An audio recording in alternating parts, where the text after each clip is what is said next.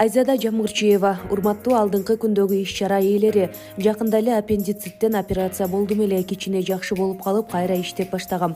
Бирок терим ордуна келбей, бүгүн башкача кыйналып турам. Доктурлар тынч жат деп жатышат. Алдыңкы күндөгү иш-чараларга өзгөчө Ош чергесиндеги досторума бара албайм. Мындай абалы менен алдын ала кечирим сурайм. Түшүнүү менен кабыл алыңыздар деп ойлойм, дейт Айзада Жамгырчиева. 2022 жылга кандай пландар бар, достор? Маектешели, силер оюңарды жазып тургула. Мен ырдап келейин, улантабыз, деп өзүнүн Instagram баракчасына Нурлан Насип пост калтырган. Ал посттун түбүндө Асель боюнча дагы комментарийлер жазылган.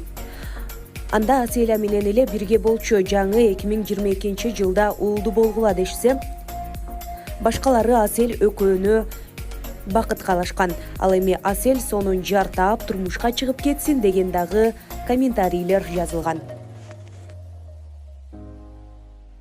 Нон-стоп солисти Максат Садырбеков экинчи ирет ата болот. Бул кабар менен ырчы өзүнүн Instagram баракчасына бөлүштү. Мына ушундай кабар: жакында биздин кичинекей мамлекет толукталат, ишене албай турам. Чындыгында кайрадан ата болуп жатканымды аңдап жете элекмин, дейт ал. Ошондой эле ырчы мырза эртең наристенин жынысын билүү үчүн гендер патия өткөрөрүн билдирген.